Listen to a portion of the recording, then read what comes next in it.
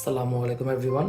তো আপনাদেরকে হ্রদের math physics first paper chapter 10 থেকে কিছু ম্যাথ করতে দেওয়া হয়েছিল অ্যাসাইনমেন্টের জন্য। তো সেই ম্যাথগুলোরই সলভ আমি দিচ্ছি। তো প্রথম কোশ্চেনে আসি। তো প্রথম কোশ্চেনে বলা হয়েছে যে একটা সাবমেরিন হচ্ছে 5 কিলোমিটার গভীর তলদেশে যাবে সমুদ্রের, সেখানে গিয়ে একটা অনুসন্ধান চালাবে। ওকে, তো সেই ম্যাথটা নিয়ে প্রথমে কথা বলি। তো আমরা যখন হ্রদের ম্যাথ পড়েছিলাম তখন আমি আপনাদেরকে ফার্স্টেই একটা চিত্র আঁকতে বলেছিলাম, যেটা আপনাদেরকে পুরো টপিকটা বুঝতে সুবিধা দিবে। যে এইটা হচ্ছে একটা হ্রদ বা এটা হচ্ছে একটা সমুদ্র বা নদী, উদ্দীপকে যা থাকবে তাই আমাকে কনসিডার করতে হবে।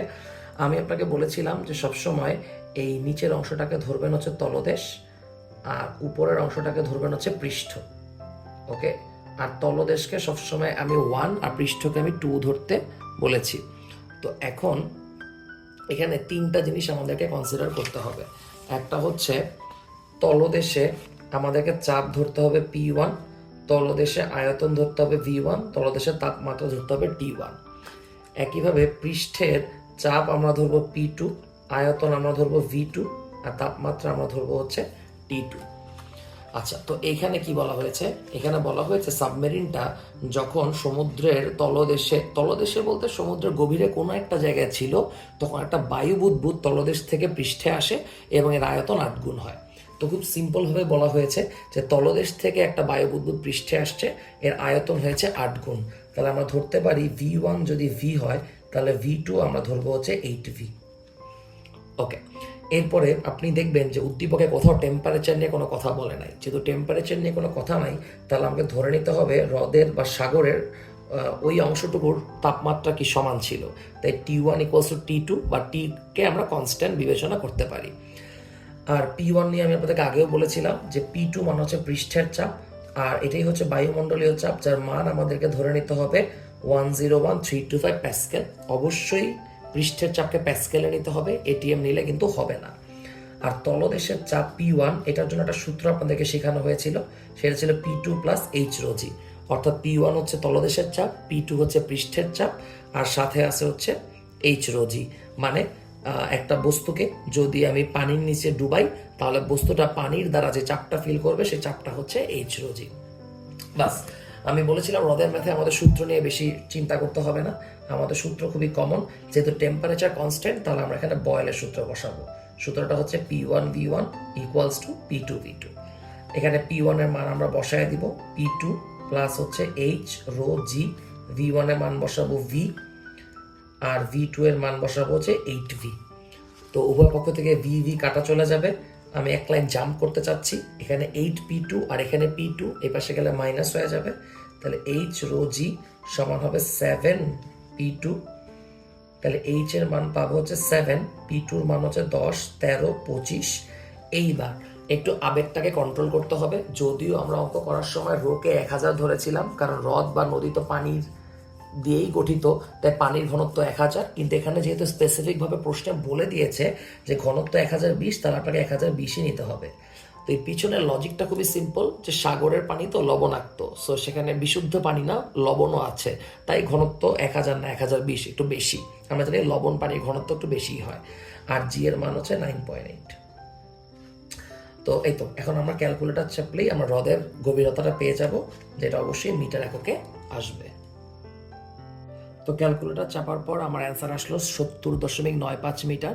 তাহলে এটাই হচ্ছে আমাদের এটা তো অ্যাকচুয়ালি হ্রদের বা সাগরের গভীরতা না, এটা হচ্ছে ওই বিন্দুটা যেই পয়েন্ট থেকে বুদবুদটা স্টার্ট হয়েছিল। ওকে, তো তার মানে হচ্ছে হ্রদের পৃষ্ঠ থেকে 70.95 মিটার গভীরতায় একটা বুদবুদ জন্ম নিয়েছিল, যেটা পৃষ্ঠে আসার কারণে আয়তন 8 গুণ হয়েছিল। যাক, এবার আসি হচ্ছে আমরা ঘ নম্বরে। ঘ নম্বর কোশ্চেনে একটা উদ্দীপকের শর্তটা ফুলফিল হয়েছে কিনা সেটা আমাকে বলতে হবে। যেখানে বলা হয়েছে যে আমরা কত কিলোমিটার নিচে সাবমেরিনটা তলদেশ অনুসন্ধান চালাবে, 5 কিলোমিটার গভীরে। তো কোশ্চেন হচ্ছে সাবমেরিনটা সে 5 কিলোমিটার গভীরে যাইতে পারবে কিনা। তো এই জন্য একটা শর্ত উদ্দীপকে দেওয়া আছে যে ওই সাবমেরিনটা তার বহিঃপৃষ্ঠে সর্বোচ্চ 4 × 10⁷ প্যাসকেল পর্যন্ত চাপ সহ্য করতে পারে। তো এই ইনফরমেশনটা কেন দিল? তার রিজন হচ্ছে পৃষ্ঠ থেকে যত গভীরে সাবমেরিনটা যাবে তত বেশি কি ও একটা চাপ ফিল করবে, চাপ অনুভব করবে।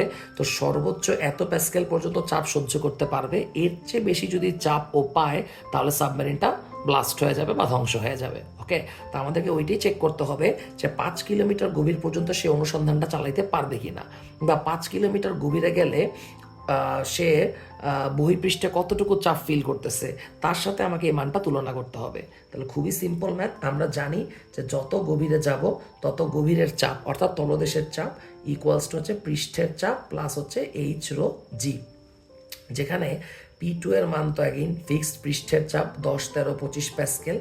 এইবার এইচ এর মানটা কত নিব? এইবার আমরা এইচ এর মানটা নিব হচ্ছে 5 কিলোমিটার, কারণ ও 5 কিলোমিটার গভীর পর্যন্ত যেতে পারবে কিনা সেটাই আমাকে চেক করতে বলা হয়েছে। তো অবশ্যই 5 কিলোমিটারকে মিটারে নিলে আসবে 5000, রো এর মান হবে 1020 আর জি এর মান হচ্ছে 9.8। এখানে যদি ক্যালকুলেটর চাপি দেখবেন 5 × 10⁷ প্যাসকেলের মতো আমার আসে। এর মানে কি? এর মানে হচ্ছে 5 কিলোমিটার গভীর পর্যন্ত যদি সাবমারিনটা যায় তাহলে সে বহির্পৃষ্ঠে কতটুকু চাপ অনুভব করবে? 5 × 10⁷ প্যাসকেল। কিন্তু ওর সহ্য করার ক্ষমতা কত? মাত্র 4 × 10⁷ প্যাসকেল। তার মানে অবশ্যই সাবমেরিনটা 5 কিলোমিটার গভীরে যেতে পারবে না। 5 কিলোমিটার গভীরে গেলে সে কী হয়ে যাবে? ব্লাস্ট হয়ে যাবে বা ধ্বংস হয়ে যাবে। তো এখানে আমাদের একটু বাংলা কথা বলে অ্যান্সারটা শেষ করতে হবে। আচ্ছা, আপনারা অঙ্কটা অন্যভাবেও চাইলে করতে পারেন। এই সূত্রটা ব্যবহার করে আপনি চাইলে এইচ এর মানও বের করতে পারেন, যেখানে আপনি এইভাবে চিন্তা করতে পারেন যে P1 হচ্ছে 4 × 10⁷ প্যাসকেল তলদেশের চাপ, P2 তো 10, 13, 25, এখান থেকে আপনি এইচ বের করবেন। এইচ বের করে আপনি চেক করতে পারেন যে এত প্যাসকেল চাপ যেহেতু সর্বোচ্চ সহ্য করতে পারে তাহলে কত কিলোমিটার গভীর পর্যন্ত যাইতে পারে। তো তখন এইটার সাথে 5 কিলোমিটার তুলনা করলেও কিন্তু আপনার অঙ্কটা হবে, কোনো সমস্যা নেই। আশা করি সবাই বুঝতে পেরেছেন।